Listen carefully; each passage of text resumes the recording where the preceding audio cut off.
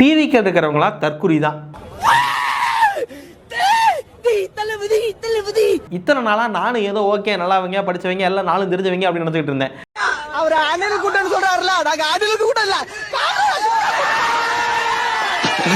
கடைசியா எல்லாரும் ஊருக்குள்ள எல்லாரும் சொல்ற மாதிரி உண்மையிலேயே டிவிக்கு இருக்கிறவங்க தான் தற்குறி தான் அப்படின்னு தான் எனக்கும் தோணுது.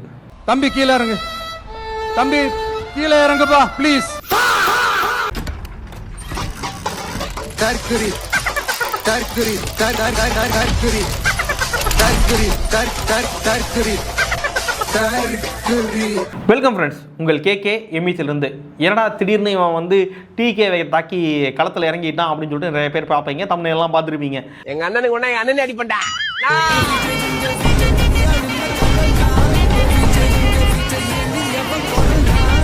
ஐயா, விஷயம் என்னன்னா, இப்போ நம்ம டிவிகேல வந்து பார்த்தீங்கன்னா இளைய தளபதி விஜய் அவர்கள் வந்து இந்த தேர்தலுக்காக சில வாக்குறுதிகள்லாம் வழங்கியிருந்தார். நிறையா வாக்குறுதிகள் கொடுத்துருந்தாங்க, எல்லா கட்சியுமே கொடுத்துருந்தாங்க. ஆனால் இந்த டிவிகேல குறிப்பாக நான் ஒரே ஒரு விஷயத்தை மட்டும் எடுத்து அது எப்படி பாசிபிளாக சாத்தியமா அப்படிங்கிறத நான் தெரிஞ்சுக்கணும் அப்படின்னு ஆசைப்பட்டேன். அதனால் அதை வச்சு நான் அனலைஸ் பண்ணேன். அந்த அனலைஸ் பண்ண விஷயங்கள் எல்லாம் உங்கள்கிட்ட நான் சொல்லணும் அப்படிங்கிறதுக்காக தான் இந்த வீடியோவே. ஐயா, இப்போ அதில் வந்து பார்த்தீங்க அப்படின்னா இந்த டிகிரி முடிச்சுட்டு வேலை இல்லாமல் இருக்கிறவங்களுக்கெல்லாம் மாதம் 4000 ரூபாயும், அண்ட் தென் இதுவே நீங்கள் டிப்ளமோ முடிச்சிருந்தீங்க அப்படின்னா மாதம் 2500 ரூபாயும் உங்களுக்கு வந்து பார்த்தீங்கன்னா கவர்மெண்ட் வந்து மாதம் மாதம் கொடுக்கும் அப்படின்னாங்க. சூப்பராக ஆல்ரெடி இவங்களே வேலைக்கே போக மாட்டாங்க. இந்த லட்சணத்தில் இது மாதிரி மாதம் மாதம் நீங்கள் காசை கொடுத்தீங்கன்னா அதை ஜாலியாக காசை வாங்கிட்டு வயிற்றுக்கு பெட்ரோல் போட்டு ஃபோன் ரீசார்ஜ் பண்ணிட்டு படத்துக்கு இடத்துக்கு போயிட்டு ஜாலியாக என்ஜாய் பண்ணுறது தான் இவங்க வேலையாக இருக்கும் அப்படிங்கிறது தான் எல்லாருக்கும் பேசப்பட்டுச்சு.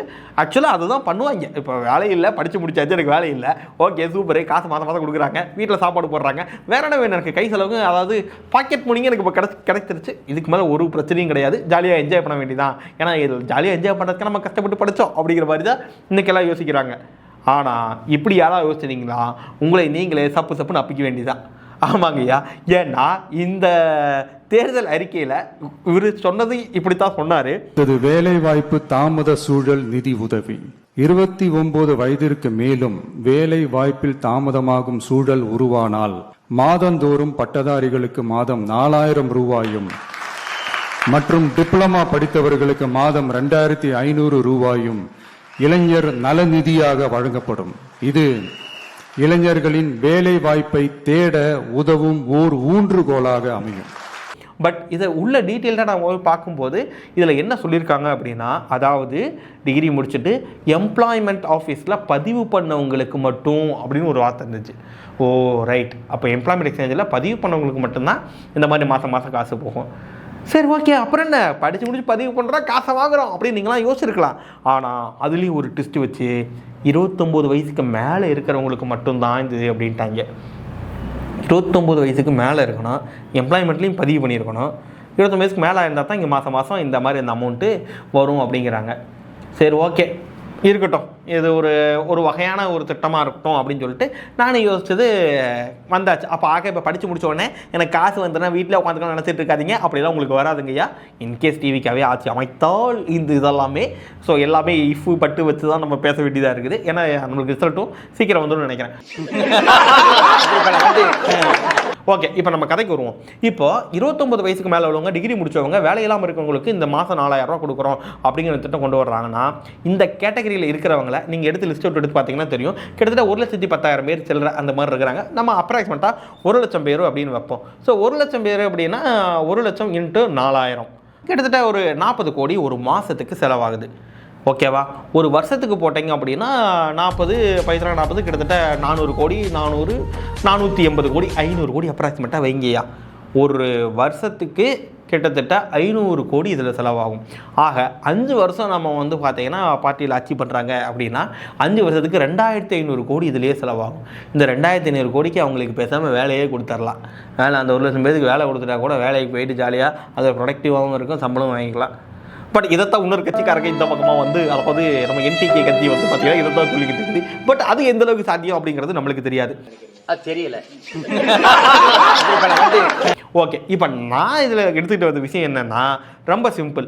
இப்போ விஜய் அவர்கள் ஆட்சிக்கே வந்தாலும் இந்த 4000 ரூபா கொடுக்குற இந்த சினாரியோவை ரொம்ப ரொம்ப கிளியராக கரெக்டாகவும் கொடுக்கணும். ஏன்னா ஆல்ரெடி ஒருத்தர் வேலைக்கு போயிருப்பார். கவர்மெண்ட் வேலையில் இல்லாதவங்களுக்கு தான் ஆக்சுவலாக இது. இப்போ 29 வயசு வரைக்கும் வேலைக்கு போகாமல் யாருமே இருக்க போகிறது கிடையாது. 22 வயசு 23 வயசில் நீங்கள் படித்து முடிச்ச உடனே எல்லாருமே ஏதோ ஒரு வேலைக்கு போயிட்டு தான் இருக்கிறாங்க. ஸோ நான் என்ன சொல்கிறேன்னா, இந்த மாதிரி ஒரு வேலை வாய்ப்பை ஏற்படுத்தி கொடுங்க.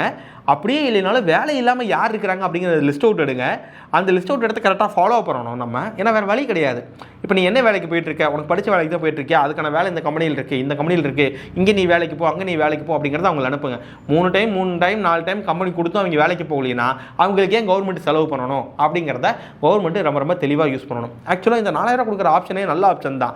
ஏன்னா நிறைய பேர் எனக்கு தெரிஞ்ச வரைக்கும் வேலை தேட்டர் போகிறதுக்கு சார் இன்டர்வியூ சொல்லிட்டீங்க, நான் இங்கேருந்து சென்னை போக முடியாது, பஸ்ஸுக்கு காசு இல்லை, ஸோ ஒரு நாள் போய் அங்கே தங்க வேண்டியது இருக்குது, அதுக்கெல்லாம் என்கிட்ட செலவு காசு இல்லை, இப்படின்னு சொல்கிறவங்க நிறைய பேர் இருக்கிறாங்க. உண்மையாக அந்த கஷ்டத்தில் இருக்கிறவங்களும் இருக்கிறாங்க.